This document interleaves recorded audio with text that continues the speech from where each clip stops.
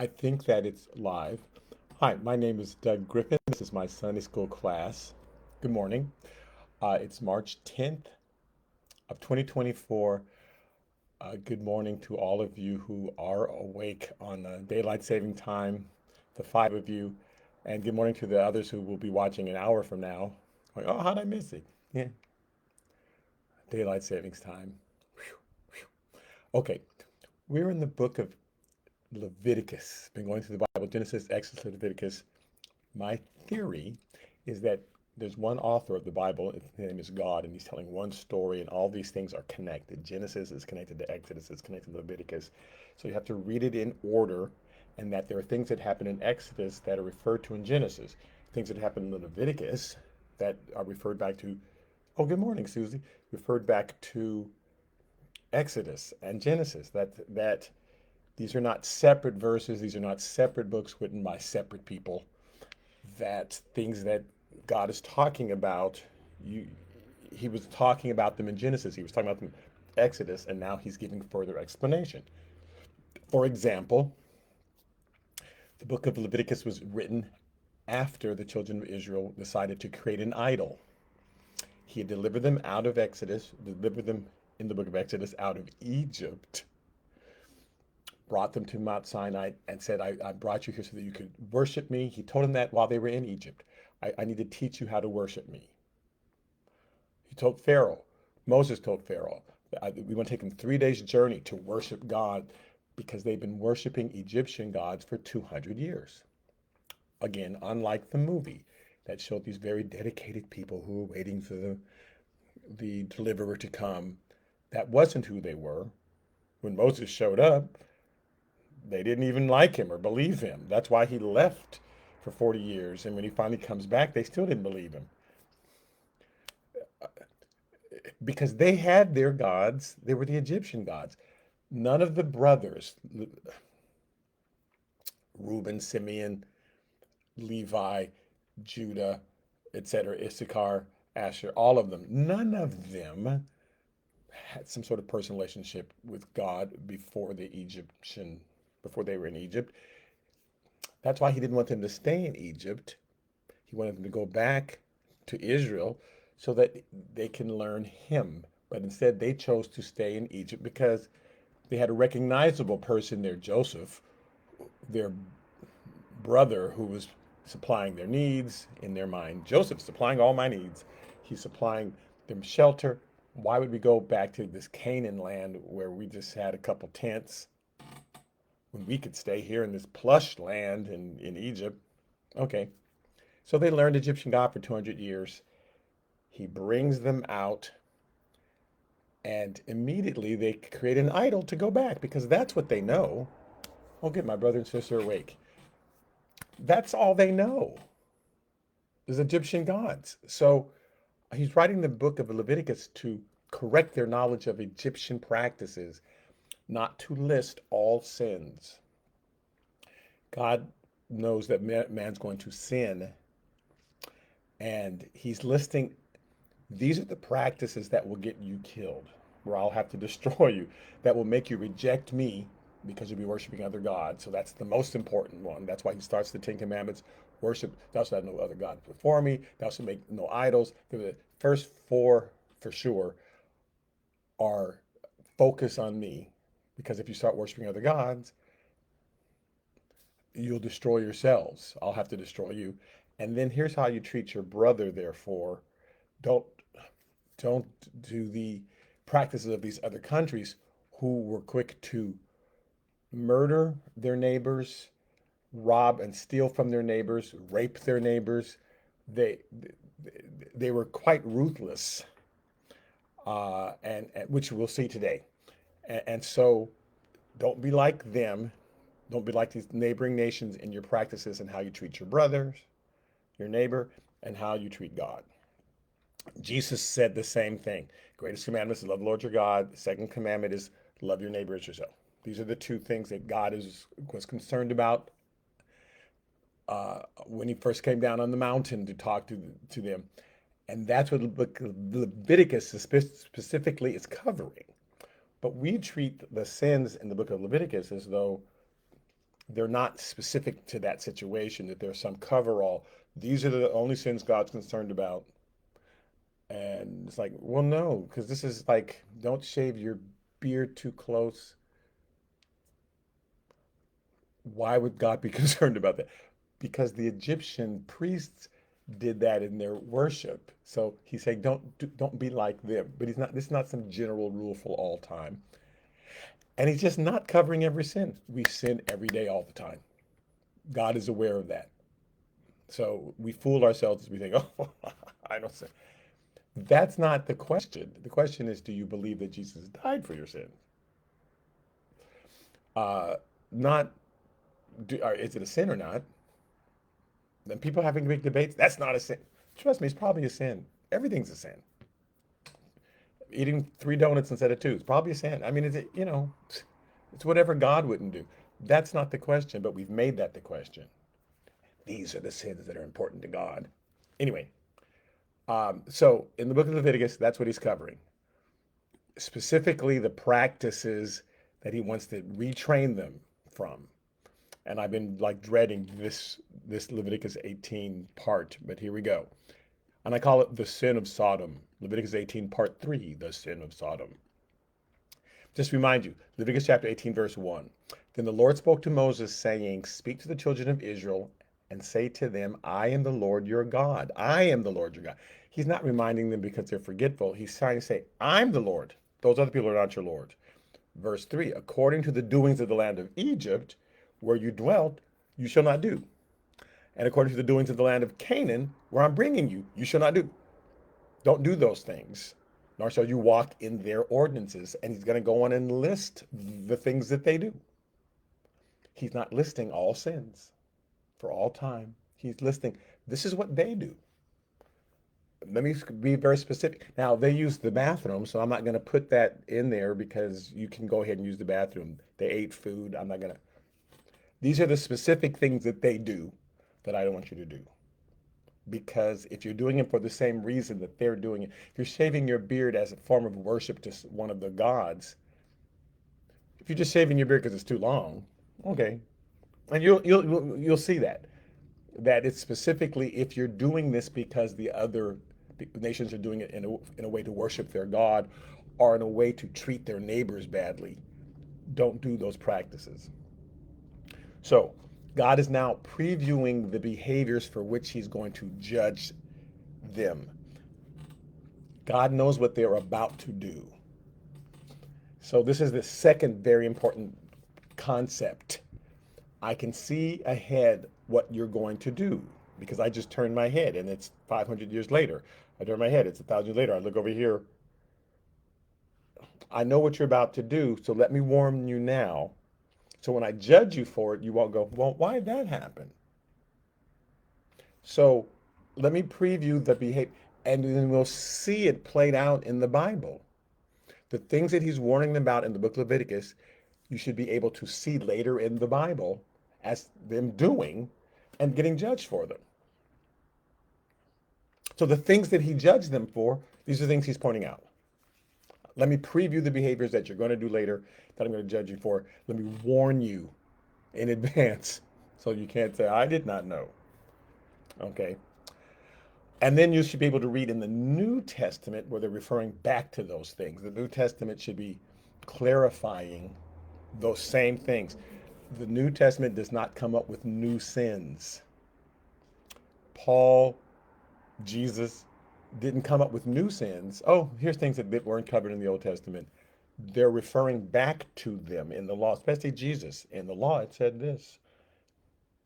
Paul's doing the same thing. So if this is what it meant in the Old Testament, that's all that Paul's referring to. He didn't really have a New Testament. He was writing it as a commentary on the Old. There wasn't like a New Testament, right? Paul's writing letters to people where he's commenting on the law that they know. That's all he's doing. So we should be able to check somewhere in the Old Testament. If I say, here's what this scripture means, we should be able to find a parallel somewhere in the Old Testament where God judged them for that law that he said don't do. And then I should be able to find somewhere in the New Testament where Paul's commenting on the same thing. And that's how you can tell what a scripture means, right? That's why I try to read things in context and also try to find the other places where, see, you can tell this is what this means, as opposed to just taking a scripture out of context, reading it by itself, and trying to make some whole philosophy about it. So he says, none of the behaviors that they did in Egypt or that they're going to do in Canaan, don't do them. Here's a list of them. And we know that in Leviticus 18, we know the chapter coming up, don't do a tattoo. Well, we know that that's specifically, they would tattoo their body, they would cut their bodies in order to please their gods. He's not saying never wear a tattoo. Because again, somebody might have a tattoo of the word Jesus because they think it's beautiful, and you're a Christian, and instead of wearing a cross, you tattoo the word Jesus. And some non-Christian who's into that kind of art sees it and goes, "What is that? Oh yeah, I'm a believer in Jesus." And it starts up this conversation. God's not like, "No, I said no tattoos." Like, why are you against tattoos? I'm not into tattoos. People my age are not into tattoos, but somebody else might be, and God was against it because that was what the Egyptians were doing. That's what the Canaanites were doing in order to make themselves look like they're gods. Okay, so in Leviticus chapter 18, verse 6, remember that we said, none of you shall approach anyone who is near of kin to him to uncover his nakedness. I am the Lord. So that's just last week we went over all the places where um, this was an Egyptian practice, a Babylonian practice, Roman practice, Greek practice. It went all the way down through the um, kings of Europe, as far as believing that you had to have sexual relationships with your own family members if you were royalty and if you're in the priesthood, because you're from God and the common people are regular humans, but you're godlike. And so brothers and sisters would marry each other. King Tut, his parents were brother and sister in Egypt. And he's saying, don't do that. Now, he's not encouraging them to just do it regularly, you know. I don't mean to, but um, uh, but we know in the Old Testament that cousins married and stuff like that, and God didn't blow them up. In fact, that's part of the lineage of Jesus. Uh, it's why you're doing it. Why are you doing it? If you're doing it because you think I'm a god and I can only marry my sister because she's a god, and because God's always looking at your heart, He's looking at why you're doing it. Why are you fasting? Sometimes it's a sin if you fast. Sometimes it's not a sin if you fast. Why are you praying? Why are you doing it? He's always looking at your heart. That determines whether it's going to be good or bad. Okay, skipping down to Leviticus 18, chapter 21. Leviticus chapter 18, verse 21. Here we go. And you shall not let any of your descendants pass through the fire to Molech.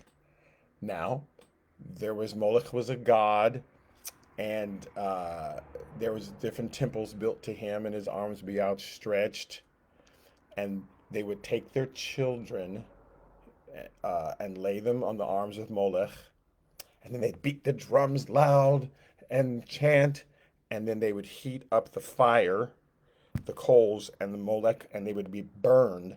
But it was a way of sacrificing their children to this god, right? The reason they're playing the drums loud is because the children are screaming in pain because they're being burned, but they don't want the parents to hear the screams, so they're chanting and because they know the screaming is coming. So don't do that. That's specifically, that's not a normal everyday sin. That's something that you only do to a god, which all of these are. These are things that you do as part of their ritual practice to their gods. In Deuteronomy chapter 12, verse 29, it says, when the Lord your God cuts off from before you the nations which you go to dispossess, I'm about to send you in there to Canaan, and you displace them and dwell in their land.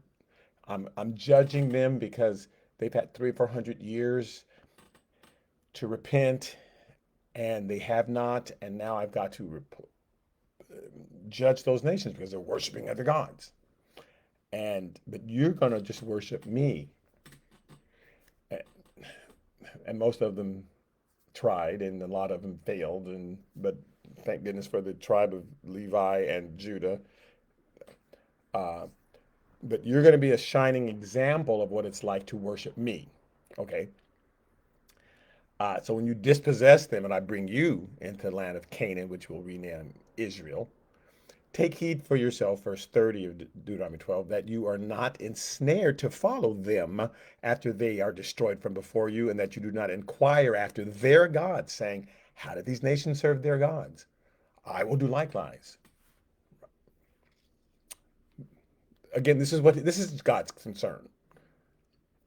You shall not worship the Lord your God in that way, for every abomination to the Lord which he hates, they have done to their gods. We listed them, the Kadesh and the Kadeshah, the male prostitutes, the female prostitutes, how they would put on a mask and pretend to be that god, pretend like they've been possessed by their god, and you'd have sex with the female or the male. Again, having sex with a female or male is not a sin separately. If you're doing it in order to worship that god, okay, they would burn their children. Uh, For every abomination of the Lord which he hates, they have done to their gods. They would cut themselves and bleed on the ground in order to fertilize the ground to their gods. For they burn even their sons and daughter in the fire to their gods. Don't do those things. Now, let's look at 1 Kings chapter 11. Here's Solomon. He's king. So 200 years later, are they listening to God? Oh, look. 1 Kings chapter 11, verse 7. Then Solomon built a high place for Chemosh, the abomination of Moab, on the hill that is east of Jerusalem, and for Molech, the abomination of the people of Ammon. And he did likewise for all his foreign wives who burned incense and sacrificed to their gods. He built temple. So Solomon, this is how Solomon got in trouble.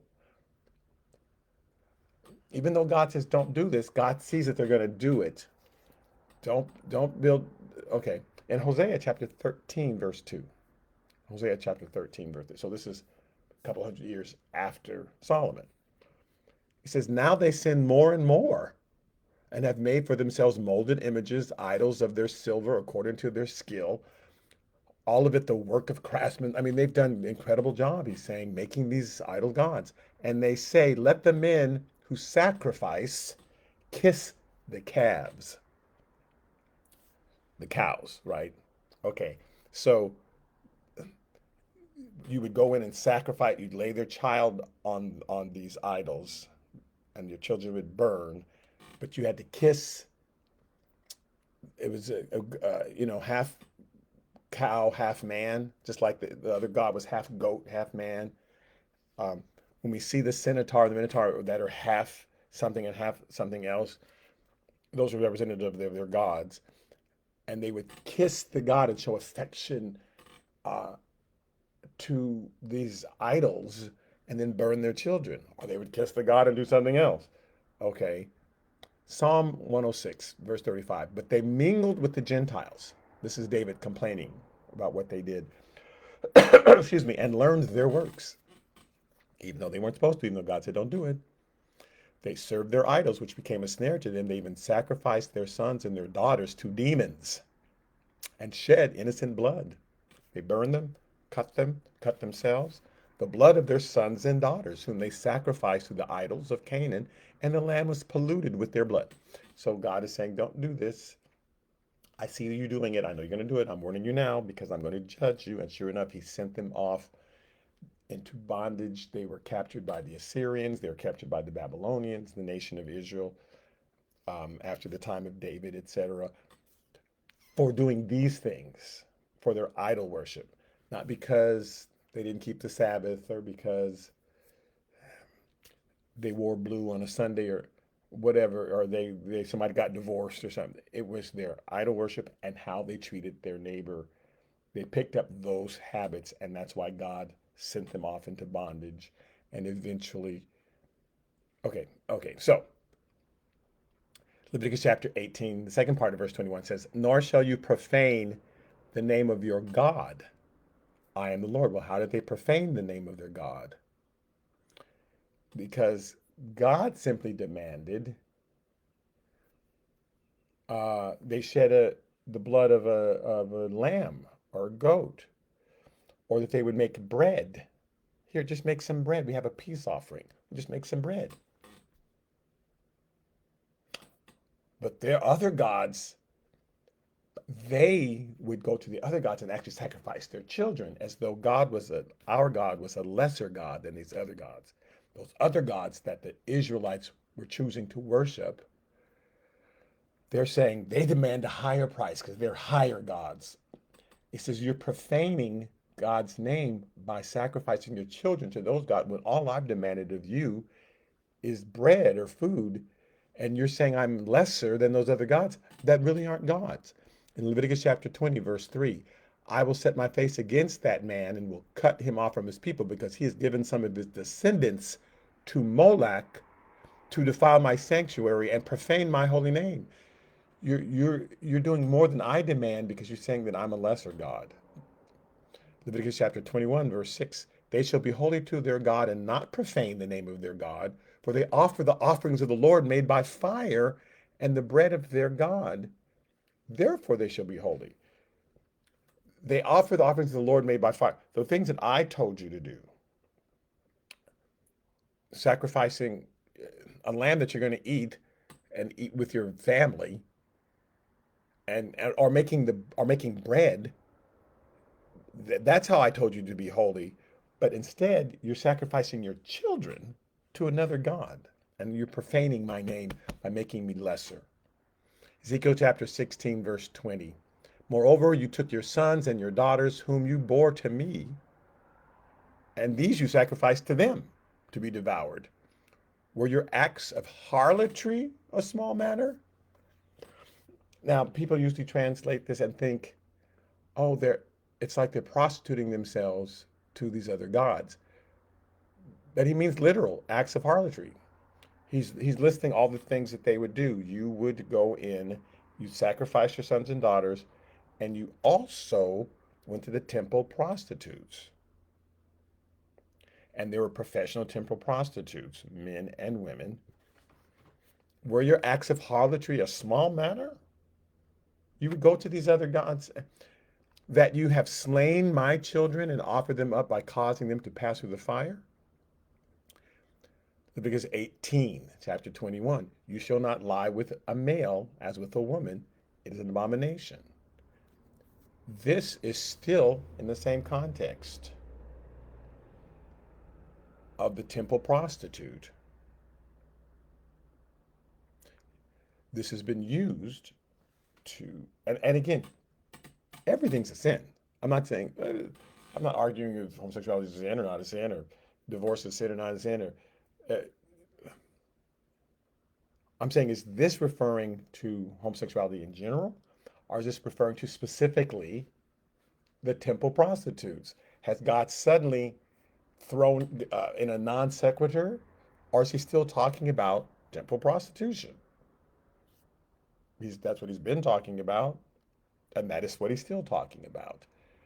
And the words "you shall not lie with a male as with a woman," as in the Hebrew, the lyings of a woman, the way you bed a woman, is talking about a specific way. Don't have sex with a male in the same way you'd have sex with a woman. And they're talking about the way that they would, how you would have, the way that you have sex with a woman, don't have sex with a male in that same way. But here's weird, this is not a general, this is specifically referring to in the temple. There were the male prostitutes. The only people going into those temples for 1,000 years were men. So if there was a female prostitute, if there was a male prostitute, it was the men. If there was a male prostitute who was masquerading as a male god, and again, those were the more powerful gods in their cultures, in those cultures. So that happened more often. I think 3 or 4 weeks ago when I first brought up Kadesh and Kadeshah, I said the Kadeshah, The female prostitute is only in the Bible like twice, but the male prostitute is used that word like 12 times. That's like, why is it not equal? Because the other thing happened more often because the male gods were more powerful. And again, and these are heterosexual men going in and having sex with these male prostitutes in the temple, these temple prostitutes, as part of their religious practice. Oh, you're supposed to do that. Um, in addition, and so in addition, they would also use this type of sex, which we would call sodomizing someone, as a way to punish their neighbors. So we'll get into both of those things. And God's saying, don't use this type of sex to worship me. Don't use this type of sex to dominate your neighbors and to punish them. And that's the context. Let me give an example. Food offered to idols. Food offered to idols. In Exodus chapter 34, verse 14. Because I want to give an example of if it's true, what I'm saying, if this interpretation is true, you're going to see it in the Old Testament, you're going to see it in the New Testament, where they're commenting on it. In Exodus chapter 34, verse 14, it says, "For you shall worship no other God, for the Lord, whose name is jealous, is a jealous God, lest you make a covenant with the inhabitants of the land, and they play the harlot with their gods." New context. Oh, play the harlot with their gods. Maybe they're really talking about literally playing the harlot with their gods, and make sacrifice to their gods.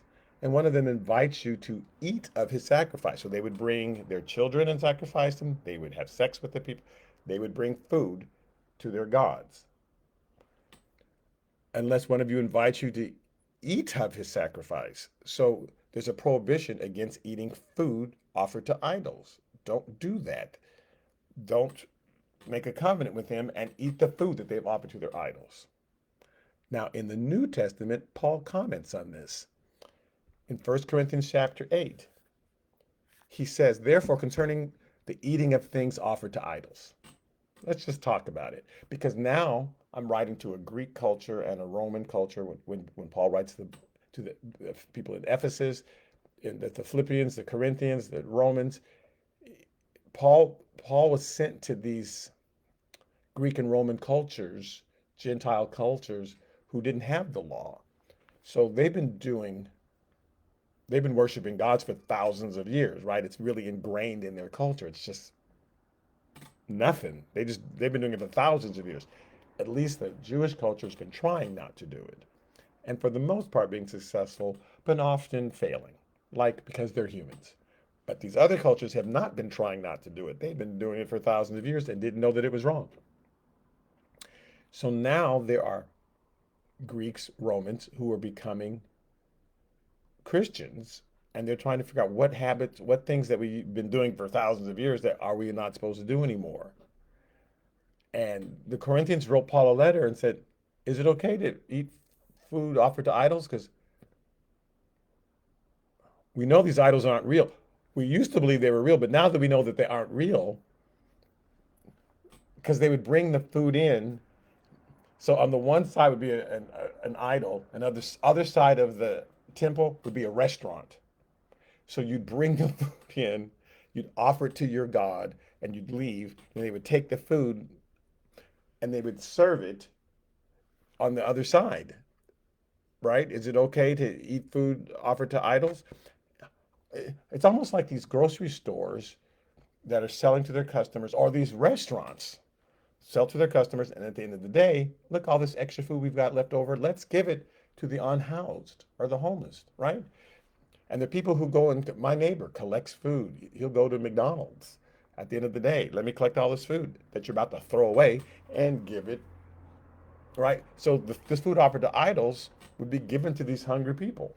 Like I just said here, the idols aren't real. So they say, is it okay to eat the food if we're no longer worshiping the idols? We know the idol's not real.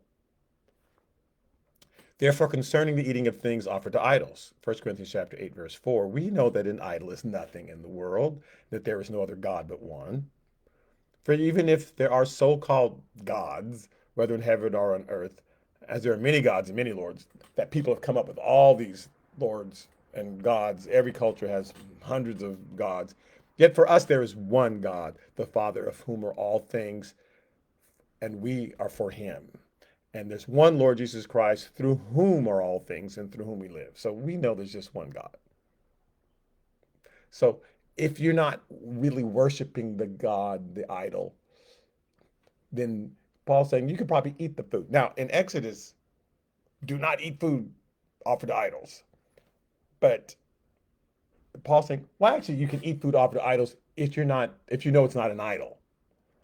But if you think it's an idol, I mean, if you think the idol is real, then you can't do it. But if you know it's not, then yeah, you can go ahead and do it. And Paul's again, that's I'm giving the same context. I'm saying so, if you're doing these acts as worshiping your God, shaving the beard,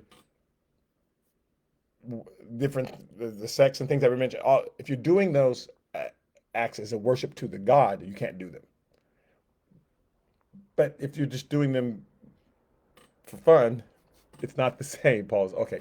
So, however, verse 7, there's not everyone, there's not in everyone that knowledge. For some, with consciousness of the idol, until now, eat it as a thing offered to an idol. I mean, they think that the idol is real. We know there's only one God, but they think it is.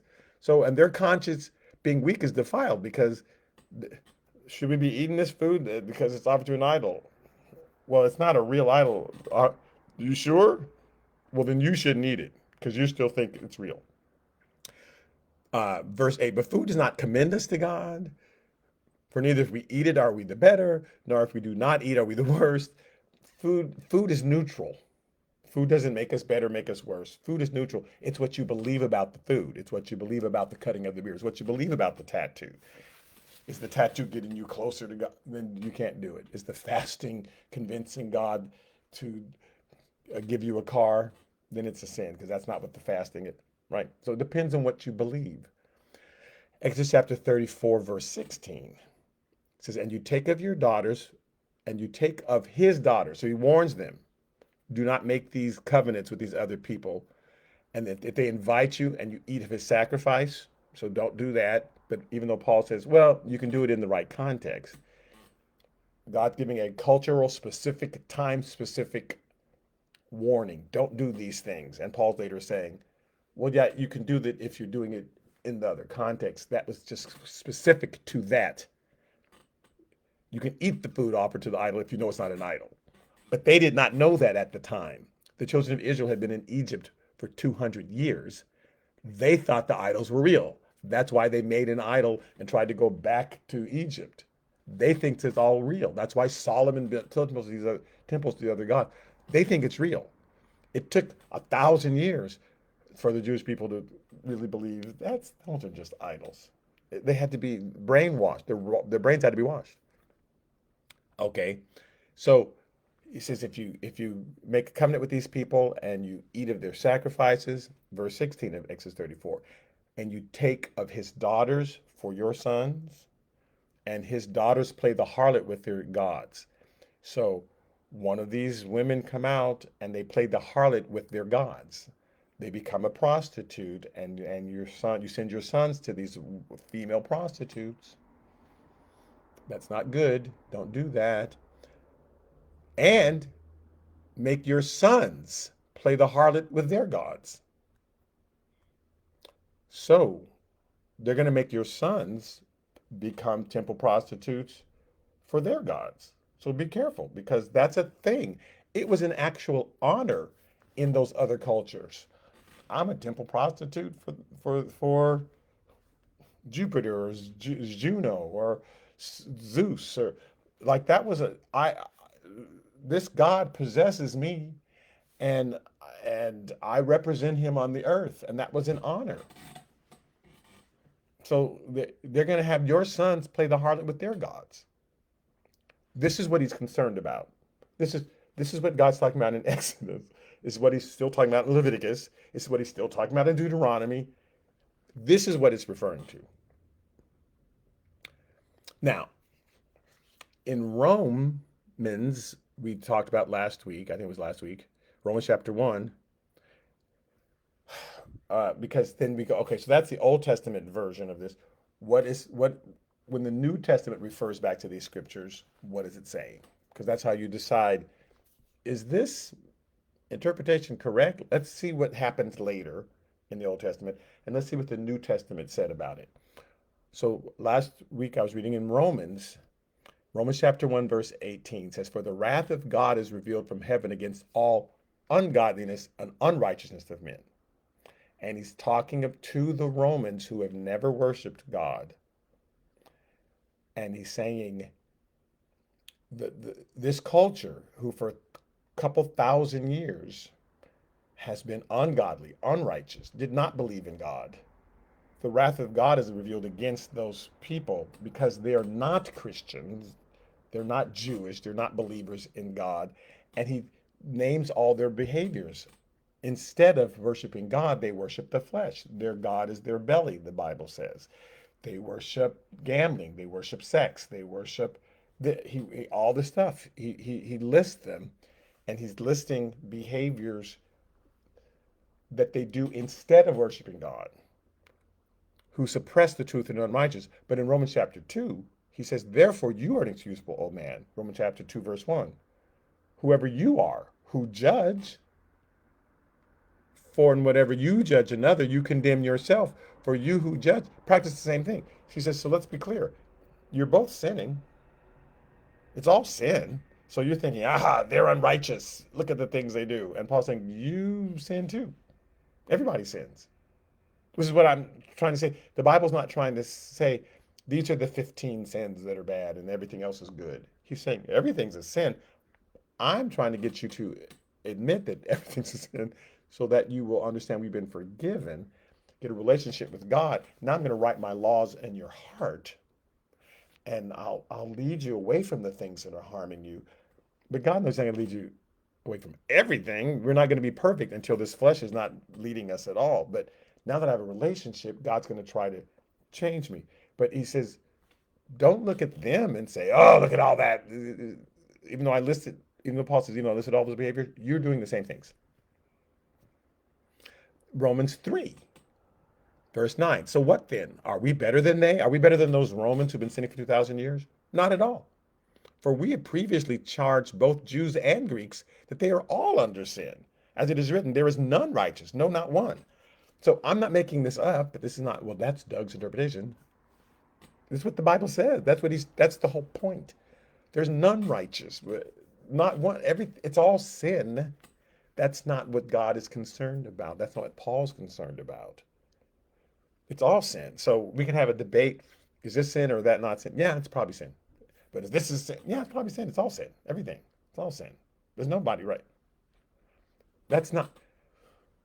God's concern is, will you admit that you are a sinner in general and that this is going to prevent you from fellowshipping with God for eternity?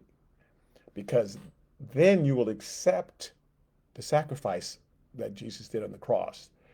But if you spend your time defending and saying nothing is a sin, because those are the choices, nothing's a sin or everything's a sin. Those really are the choices, not how the church presents it. These 6 things are sins, and everybody else is righteous. Oh, I'm so righteous, and look, I'm going to carry signs outside of a building and say, you're sinning, you're going to hell.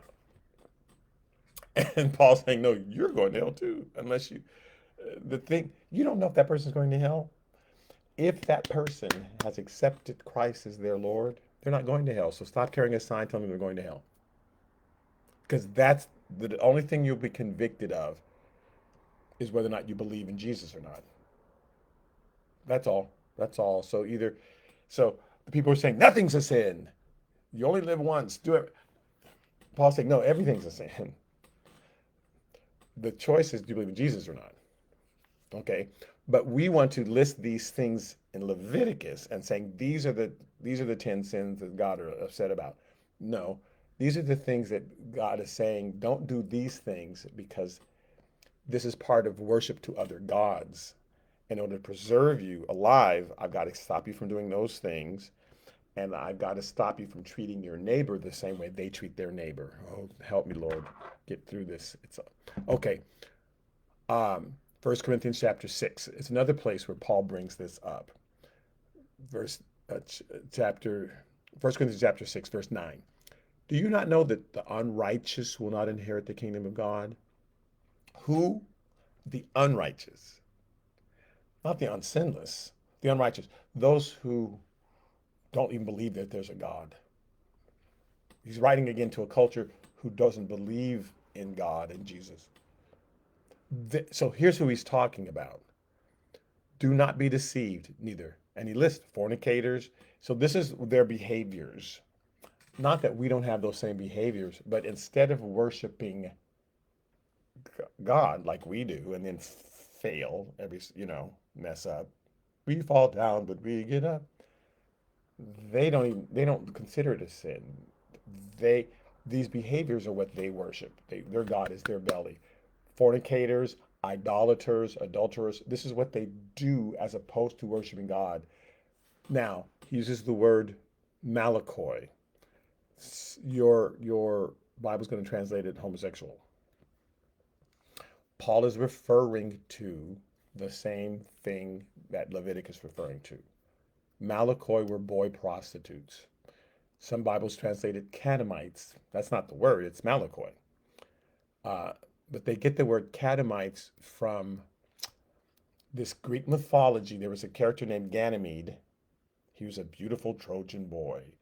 And Jupiter, who is also Zeus, if you Greek culture, the Roman version of it was Jupiter, falls in love with Ganymede, this Trojan boy. This male god falls in love with this Trojan boy, turns into an eagle, takes him off Ganymede, and makes him his cupbearer. He's fascinated. He's entrenched with him. The Latin word for Ganymede, that's the character, is catamitus. So this word malakoi, which just simply means boy prostitute, it's what the book of Leviticus is referring to, and that's what Paul's referring back to, the malakoi, the prostitutes, the boy prostitutes. Remember he said they're gonna take your sons and make them harlots for their gods. Those were called malakoi. But some translations will translate homosexual. It's not talking about homosexual practice in general. It's talking about these male prostitutes. Nor the arsenicotide. Sodomites is how they translate it, but that's not the word. It's the arsenicotide, which is the men who go into the male prostitutes. So you have two categories. Your son is honored to become a male prostitute for their God. And then these are the men who go in to those people. And God says, don't do that. Don't do that sodomy that you would be doing in worship of their God, right? Now, here's an interesting thing. Because you are free, because you've never heard it taught this way, to say, I don't know if I agree with that. Well, let's look at the very next word. And I understand this is new. Verse 10 of 1 Corinthians chapter 6. The very next word, nor thieves, nor covetous, nor drunkards, nor revelers, nor extortioners will inherit the kingdom of God. So is this general for all thieves? Is Paul listening? These are general behaviors that if you've ever done them, you're never going to go to heaven. He says thieves will not inherit the kingdom of God. So here we are on the cross in Luke chapter 23, and there are two thieves. There are thieves on either side of Jesus. They're thieves. They are thieves. Paul said they will not inherit the kingdom of God. Does he mean anyone who's ever been a thief? Is this a general, all thieves? Or is these are people, as he listing the behaviors of the godless, and he's being very specific because he doesn't want to say, well, everything they do is, they eat pheasant. Well, that's got to be wrong too. So he's trying to name off the specific behaviors that these godless people have. But again, Paul's the one who says, you do the same things, but let me describe the behaviors that you've been accepting for 2,000 years. You've been accepting these behaviors for 2,000 years. So you don't know that they're wrong because in your culture, they're right. So people who thieve. Okay, but there's thieves on either side of him, right? Luke 23, verse 39. Then one of the criminals who were hanged blasphemed Jesus, saying, "If you're the Christ, save yourself and us." Now they're blaspheming because he's mocking him. Oh, if you're the Messiah, then save yourself. If you're God, he doesn't believe he's God. Verse 40 of Luke 23. But the other, answering, rebuked him, saying, "Do you not even fear God, seeing you're under the same condemnation?" The other thief. Like, he says, "We indeed justly, for we receive the due rewards of our deeds." What we've done this our whole life. This is correct. We should be punished. We're thieves. Now, the man didn't turn to Jesus and then say, "I vow I will never do it again. I turn my life over to you. I will. Here's what he says. He says, "This man's done nothing wrong." Then he said to Jesus, "Lord, remember me when you come into your kingdom, because I know you are the Messiah." And that's the difference. If you're the Christ, I know you are the Christ. Not, the difference wasn't, "I confess my sins and I repent of my sins and I will change. I have a changed life." He's a thief and he's on the cross and he's dying and he's being hung and he's a thief. Paul said, "Thieves will not inherit the kingdom of heaven." Jesus says to him in verse 43, "Assuredly I say to you, today you'll be with me in paradise." How are you going to be in paradise when Paul just said thieves will? So is Paul talking about all thieves, or is Jesus wrong? No, Paul's talking in the context of the godless. He said the ungodly, the unrighteous, those who don't believe in God. And he's so you can be a thief who believes in God, you're going to go to heaven. Who am I making crazy?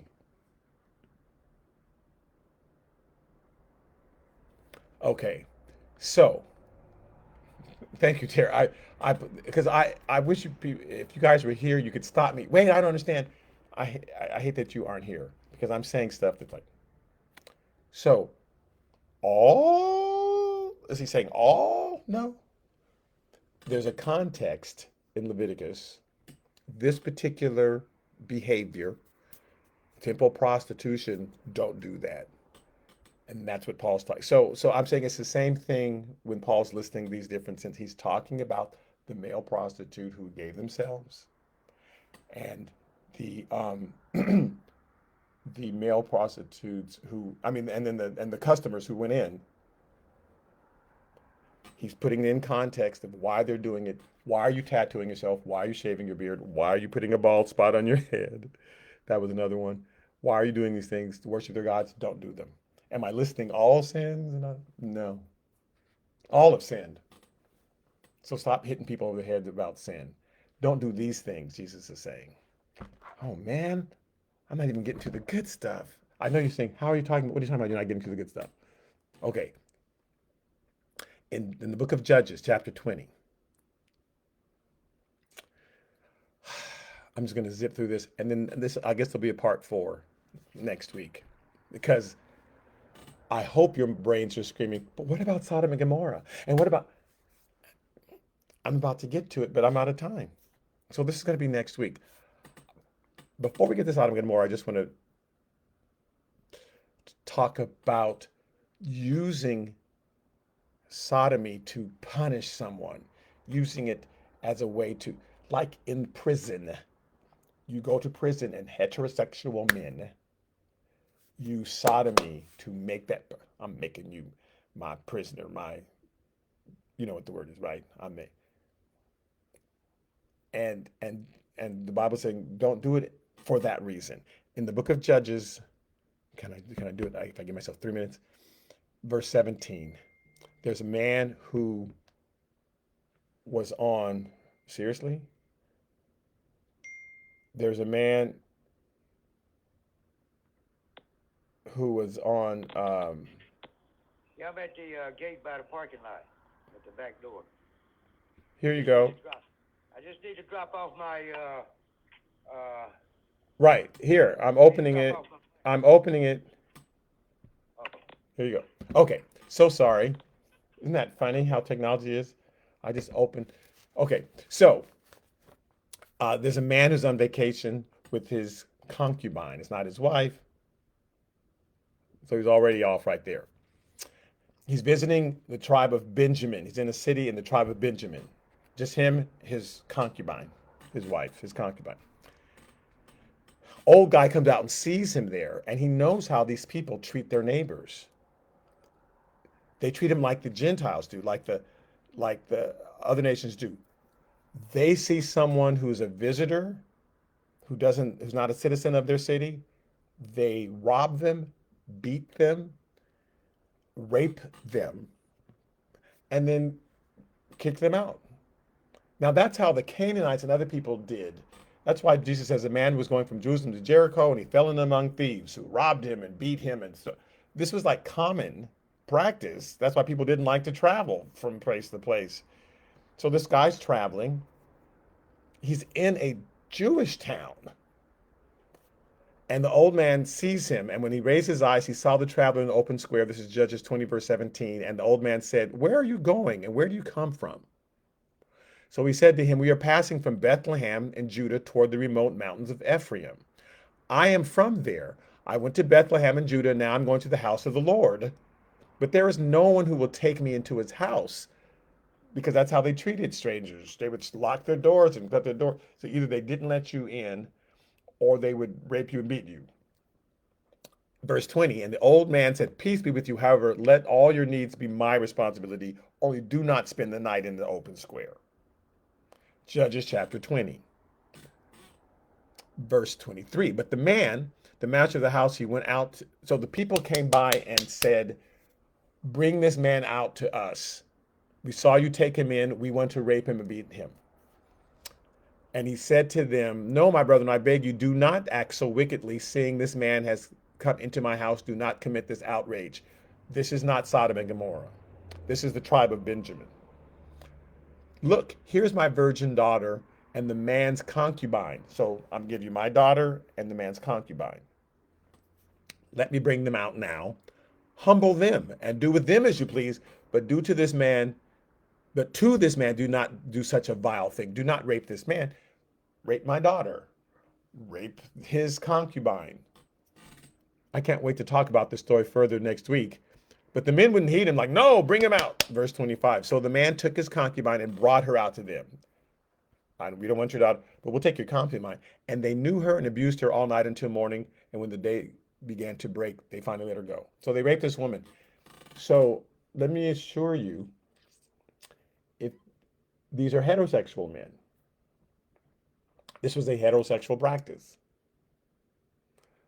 Men come to town. Uh, a group of homosexual men, if you throw a woman out there, they're going to play Monopoly. They're not going to have sex with her. That's not interesting to them. These heterosexual men, they rape the woman all night because they're heterosexual men. Heterosexual men. They were simply going to rape the man because that was like their practice, which the Jewish people had learned from their neighbors around them. This is how you treat people. Only the tribe of Benjamin, the other 11 tribes, did not do this. Can't wait to talk about the tribe of Benjamin because Saul was from the tribe of Benjamin, King Saul. And he says, "I'm from the least," because you know what happened to the tribe of Benjamin. So we're going to have to get into this story next week. Heterosexual men wanted to rape this man because that's how you treat people. And God said, "Don't do that. Don't treat your neighbor this way." Let me write it in Leviticus. Don't do that. Don't sodomize these people as an act of anger and vengeance. He's not talking about what somebody's doing privately. But yet they did it. And so this tribe gets destroyed. You'll see as we go further into the story next week. But when they couldn't get the man, they raped the woman all night. Because it's just the act. They raped her. They didn't want the daughter. The daughter lived there. "No, we don't want your daughter. She lives here." But this man does not live here. This woman does not live here. His concubine. So one of them is getting raped. Because that's what we do. That's how we do. Okay. So this is a custom that God said, "Don't adopt this." And yet they did. And then we'll see how the tribe of Benjamin got destroyed. And next week we'll get into Sodom and Gomorrah and we'll just go farther with it. So I apologize to those of you who have turned, like, I will not listen to this man anymore. He's preaching blasphemy. And I would understand because you don't hear it taught this way. But for those of you who are willing to keep listening, wait till next week because it's going to get good. All right, so I'm going to end there. Thank you so much for listening so far, and we'll get into part two of the sin of Sodom next week in the book of Leviticus. All right, thanks. Wait, how do I turn this? I click that and end my video. All right, bye bye.